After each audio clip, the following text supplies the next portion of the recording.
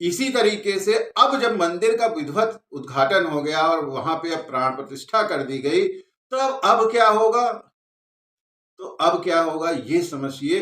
तो वहां पे हम लोगों को ये भी देखना पड़ेगा जो अब भगवान राम की जो कुंडली है उसके हिसाब से भी। मित्रों, भगवान राम की जो कुंडली है वो अपने आप तरह में आप समझ लीजिए कि बहुत विशेष कुंडली है। अब इसलिए विशेष नहीं आप कहिए कि वो जो भगवान थे और वो विष्णु जी का अवतार थे इसलिए विशेष है। भगवान राम की जो कुंडली है उसमें बहुत सारी चीजें जो है विशेष हैं, और उनका हर आदमी अपने अपने तरीके से उस चीज को प्रेडिक्ट करता है, उस चीज का हर आदमी अपने अपने तरीके से व्याख्या करता है। तो मेरा जो सिस्टम है उसके हिसाब से क्या है कि अब आप समझिएगा, हम अपने सिस्टम से बता रहे हैं, तो यहाँ पे बहुत नाराज होने की बात नहीं है कि मेरा सिस्टम जो है थोड़ा अलग है। तो यहाँ पे क्या है कि भगवान राम की जो कुंडली है कर्क लग्न की है। कर्क लग्न में की कुंडली में गुरु और चंद्रमा जो उनके लग्न में बैठे हुए हैं, और यहाँ पे लोगों का बताना रहता है कि गज केसरी राजयोग भी बन रहा है। बिल्कुल गज केसरी राजयोग भी बनता है, लग्न में बन रहा है, बहुत बड़ी बात है, बहुत अच्छी बात है।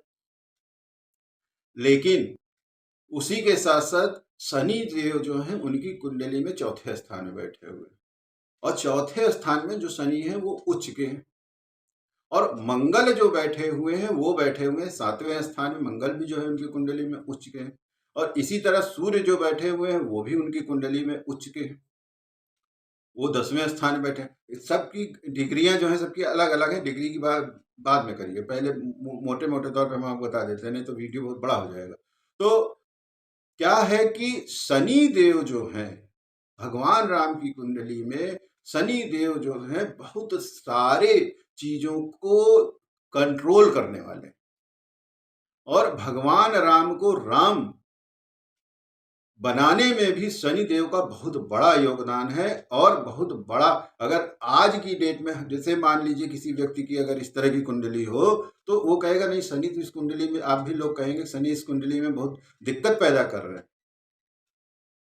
और वही शनि जो है पूर्ण दृष्टि डाल रहे हैं कहाँ पे, उनके लग्न में, और जहां पे गज केसरी राजयोग बन रहा है। इसी के साथ साथ मित्रों, राहु देव उनके छठे स्थान में बैठे, शत्रुहंता योग बन रहा है। लेकिन शत्रुहंता योग के साथ साथ क्या है, वही राहु देव जो है अपनी दृष्टि डाल रहे हैं 10वें स्थान पे भी उनके। 10वें स्थान में उच्च का सूर्य है। लेकिन आप बात समझिएगा, कुंडली देखिए बस सब कुछ पता चल जाता है। राहु क्या है, कॉन्स्पिरेसी है। राहु क्या है, तिकड़म है। राहु क्या है, उलझन है। तो क्या हुआ कहा कि उनका जो राज्य से संबंधित मामला था, जैसे उनका राज्य से अभिषेक होने का नंबर आया, पता लगा कि वो तो जो है कॉन्स्पिरेसी में फंस गए। और वो जो कॉन्स्पिरेसी थी उनकी, वो वहीं पे खत्म नहीं हुई। जब जब वो राज्य में गए तब तब कॉन्स्पिरेसी हुई, उनके साथ झंझटें आ गई। अब झंझटें क्या हुई, जब आए वहां से लौट के कि हाँ भाई चलो अब रावण वावण को निपटा दिए, चलो हो गया। फिर आए, फिर राज्याभिषेक हुआ। चलो राज्याभिषेक में तो नहीं दिक्कत आई क्योंकि उस समय होनी नहीं थी, दिक्कत आई थी, लेकिन वो बाद में हम लोग कभी डिस्कस करेंगे। तो उस दिक्कत आने के बाद खैर राज्याभिषेक हो गया, उनका सब कुछ हो गया। लेकिन फिर 10वें स्थान में वो, तो क्या हुआ, राहु फिर दिक्कत पैदा कर दी। क्या हुआ, वो सीता जी वाला मैटर हो गया। फिर उनको सब आप लोगों को मालूम ही। तो राहु की पूर्ण दृष्टि जो है वो 10वें स्थान पे। मित्रों, राहु देव भगवान राम की कुंडली में और दूसरी जगह कहाँ देखते हैं, वो देखते हैं 12वें स्थान, जहाँ पे कि केतु देव से साथ और रहेंगे एक दूसरे से आमने सामने। तो राहु देव देखते 7वें स्थान का हो गया, वो अपने 12वें स्थान पे। और फिर उसके बाद तीसरा जो मामला राहु देव का है वो कहाँ देखते हैं, वो देखते हैं उनके कुटुंब के स्थान, धन स्थान। तो ये जो तीनों चीजें थी, राहु ने अपना काम पूरी पूरी जो कह सकते हैं सजगता से किया। क्या किया कि उनका जो बताया आपको कि राजाभिषेक होने जा रहा था, और पूरा राजाभिषेक का मामला जो है पहले राहु देव ने चौपट कर दिया। और साथ में राहु के साथ साथ क्या है, राजस्थान पे उनके शनि की भी दृष्टि। तो वहां पे शनि भी देख लिए, राहु, सब मामला हो गया। फिर उसके बाद उनका मैटर गड़बड़ हो गया। फिर उसके बाद क्या हुआ, जो परिवार वाला मैटर है उसमें भी झंझट हो गई कि पिताजी की ही उनके जो है मामला गड़बड़ हो गया, पिताजी दशरथ जी की ही मृत्यु हो गई। फिर उसके बाद क्या है, 12वें स्थान में भी राहु देव उनके देख रहे, पूर्ण दृष्टि है। तो उनको बाहर भी भेज दिए कि हाँ भाई चलो, बाहर का मामला हो गया। तो ये जो सारा कार्यक्रम था, राहु ने अपना काम जो है, सारे ग्रह करते रहते हैं हम लोगों की भी जिंदगी में, तो उनकी भी जिंदगी में राहु ने अपना काम बहुत बढ़िया तरीके से कर दिया। अब इसी तरीके से शनि देव जो है, ये हम लोग आपको मोटे मोटे तौर पे बता रहे हैं, इसको आप लोग ध्यान रखिएगा। फिर शनि देव जो है उनके चौथे स्थान में।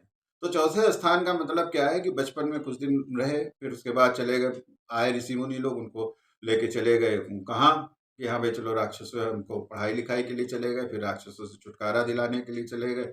फिर उसके बाद आए, शादी वादी करके आए, तो पता लगा कि राज्याभिषेक का नंबर आया। तो फिर उसके बाद जंगल में चले गए, फिर वहां से लौट के आए। तो क्या है कि जो घर का जो सुख है, शनि देव जो है उनको घर का सुख लेने नहीं दिए। अब आप समझ लीजिए, तो शनि देव उच्च के चौथे स्थान में बैठे हुए थे, इसीलिए उनको जो उन्होंने अपनी माँ को बहुत इज्जत दी, माताएं सारी उनकी बहुत उनसे प्यार करती थी। लेकिन शनि देव चौथे स्थान में बैठे हुए, चौथा स्थान चंद्रमा का होता है। दूसरी बात, शनि देव चंद्रमा को देख भी रहे हैं। वही हमने आपको शुरू में बताया था अभी कि शनि देव जो लग्न में बैठे हुए चंद्रमा है, गुरु हैं, जहां पे गजकेसरी योग बन रहा है, वहां पे शनि देव जो है चंद्रमा को देख रहे हैं। तो ऐसा नहीं हुआ कि किसी तरह का उनका माँ के साथ कोई, क्योंकि शनि उच्च का है, चंद्रमा अपनी राशि का है। तो जो भी चीजें हुई बहुत डिसेंट तरीके से हुई। बात आप समझिए। तो ये जो शनि है, इन्होंने अपना काम कर दिया। अब ये सब आप लोगों को बताने का मतलब क्या है कि देखिए क्या है कि अब जब शनि को ने अपना काम कर दिया, राहु ने किया, सूर्य उच्च का बैठा हुआ था 10वें स्थान में, सूर्य ने अपना काम किया, ठीक। लेकिन कोई भी किसी भी व्यक्ति से जुड़ी हुई चीजें या किसी भी तरीके की किसी व्यक्ति के अगर प्राण प्रतिष्ठा की जाती है, बात आप समझिएगा, तो उसकी जो कुंडली है, जो उनकी कुंडली है, तो वो जो सारी चीजें हैं फिर से वो एक्टिव हो जाती है। तो जब भी रामचंद्र जी की जैसे अभी प्राण प्रतिष्ठा की गई, तो क्या है कि सारी चीजें फिर से वहां पे एक्टिव हो, उनसे संबंधित मामले में बात हो रही है। तो क्या होगा, उससे क्या हुआ कि अब यहाँ पे एक चीज आपको और बता दें कि रामचंद्र जी जब जंगल में गए थे, तो राक्षसों का बहुत वध किए, सब कुछ किए, लेकिन उन्होंने रावण का भी वध किया। और रावण कौन था? रावण महाज्ञानी था, शिव जी का परम भक्त था, रावण महाज्ञानी था, रावण ब्राह्मण था। इसी तरह से अब आप लोग के यहाँ एक चीज हम और बता देते हैं कि जब रामचंद्र जी वापस आए जंगल में से इसका रावण का वध करने के बाद, तो उन्होंने उनके जो ये तैयारी हुई राज तिलक वाली, तो वहां पे भी मामला फंस गया।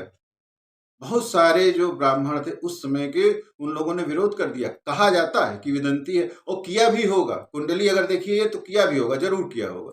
कारण क्या है कि जो भी व्यक्ति कि उस समय जितने ज्ञानी लोग थे, और ऐसा जो भी ज्ञान जिन लोगों के पास था, जो लोग एकदम जिनको ये था कि नहीं, हम मतलब जो अपने आप को ज्ञानी समझते थे, जिनके पास ज्ञान का ये था कि हाँ हम ज्ञानी हैं, जिनको अपने ज्ञान का अहंकार था, चाहे थोड़ा ही सही अहंकार हो, या जिनको ये लगे कि हाँ हम ज्ञानी हैं, जब आपने अपने आप को ज्ञानी समझ लिया, अपने आप को ज्ञानवान समझ लिया, बस आप समझ लीजिए कि कहीं ना कहीं आपका मामला शनि से संबंधित हो गया, कहीं ना कहीं शनि का इंटरफियर हो गया। मेरा जो है, ये कोई पद्धति की बात हम नहीं कर रहे, ये मेरी पद्धति की बात कर रहे हैं, इसलिए बहुत कंफ्यूज मत होइएगा। तो गुरु जो होता है, जब ज्ञान देता है, गुरु का जो ज्ञान होता है, वो हमेशा ये बताता है कि नहीं, हमारे पास तो कुछ नॉलेज है ही नहीं, क्योंकि ज्ञान महासमुद्र है और महासमुद्र में जब आप ज्ञान में जाते हैं तो लगता है यार हम तो नगण्य हैं। जैसे बड़े बड़े आजकल के वर्तमान ज्ञानियों ने भी, आइंस्टाइन वगैरह ने सब कहा कि अरे हम तो कुछ ढूंढ ही नहीं पाए। मित्रों, जो भी लोग इस तरीके के थे उन सब लोगों का विरोध जो है बराबर रामचंद्र जी से बना रहा। और रामचंद्र जी सबसे हाथ जोड़ के प्रणाम कर लेते थे कि नहीं नहीं ठीक है, आप महान हैं, हम बस। तो ये जो चीज थी, लेकिन उन सारे लोगों का उन्होंने समाधान भी किया रामचंद्र जी ने। तो रामचंद्र जी की जब प्राण प्रतिष्ठा हो रही है, हो गई है, अब तो आपने देखा होगा कि रामचंद्र जी की प्राण प्रतिष्ठा में जो भी लोग इस तरीके के वर्तमान में हैं, जिनको दंभ है अपने ज्ञान पे, नहीं मेरा ज्ञान ही सबसे बड़े ज्ञानी दुनिया के हम, वो सारे लोग विरोध में खड़े हो गए। यही कुंडली होती है। तो प्राण प्रतिष्ठा होनी थी, रामचंद्र जी की होनी थी, उस कुंडली के व्यक्ति की होनी थी, तो वहां पे फिर वही पोजीशन बन गई। जितने भी इस तरह के लोग थे जिनको अपने पद का, अपने ज्ञान का, अपने नॉलेज का घमंड था या घमंड है, था नहीं अभी तो वर्तमान है, घमंड है, वो सारे लोग उनके खिलाफ हो गए। जहां भी स्वार्थ कहीं थोड़ा सा था वो सब उनके खिलाफ हो गए। भी इस तरह के लोग अपनी ही करनियों से, आज तो राम जी हैं नहीं कि वो मारने जाएंगे कि भाई चलो रावण आया गया और हम नहीं, वो अपने ही स्वयं से अपना आवरण जो है एक एक करके, जैसे प्याज के छिलके होते ना, उतारेंगे और अपने से ही अपने आप को वो सिद्ध करेंगे, लोगों को बताएंगे कि देखो हम कितने मूर्ख हैं, देखो हम कितने बेवकूफ हैं, देखो मेरा जो ज्ञान है वो उसमें कितना अहम है, देखो हम कितने गलत हैं। जैसे कि रावण को हजारों लोगों ने समझाया, उसकी पत्नी ने हजारों बार समझाया, लेकिन नहीं माना तो नहीं माना। तो इसका असर अब क्या होगा कि बहुत सारे इस तरह के लोग, दंभी लोग, जिनको ज्ञान का अपने अभिमान है, इस तरह के लोग भारत में, या जो इस तरह के लोग हैं जो कि जिनका ज्ञान बहुत एक कह सकते हैं जो उच्च पदों पे हैं और उनका जो ज्ञान है कहीं से भी छिछला है या कहीं से भी उनके ज्ञान में कुछ कमी है और आवरण दूसरा, अपना आवरण सब लोग धीरे धीरे खुद से उतारेंगे और एक एक करके आप देखते रहिएगा इस तरह के लोग लाइन में खड़े होके एक एक लोग अपने आप को आपके सामने, दुनिया के सामने, भगवान के सामने, समाज के सामने, देश के सामने, विश्व के सामने अपने आप को प्रस्तुत करेंगे कि देखो मैं वास्तविकता में ये हूँ, और अपनी वास्तविकता वो अपने आप से आग दिखाएंगे जो कि आप लाख उनसे प्रयास कर लेते वो कभी नहीं दिखाते। तो इसका सबसे बड़ा जो एक वो होगा कि बहुत सारे लोग इस तरह के, जिनका कि झूठा ज्ञान है, जिनके पास ज्ञान नहीं है, वो दिखावा करते थे। इस तरह के जो बहुत सारे लोग हैं, जो अज्ञानी लोग हैं, ज्ञान का दिखावा करते, इस तरह के सारे लोग हैं, वो धीरे धीरे करके उनका आवरण गिरता जाएगा और वो एक तरीके से समाज के सामने, देश के सामने, विश्व के सामने अपने आप को, वास्तविकता को वो प्रकट कर देंगे कि देखो मेरे पास कोई ज्ञान मान नहीं, हम तो सब झूठा दिखावा करते थे, या हम इस तरह के व्यक्ति हैं, मेरा वास्तविक रूप ये। एक दूसरी चीज क्या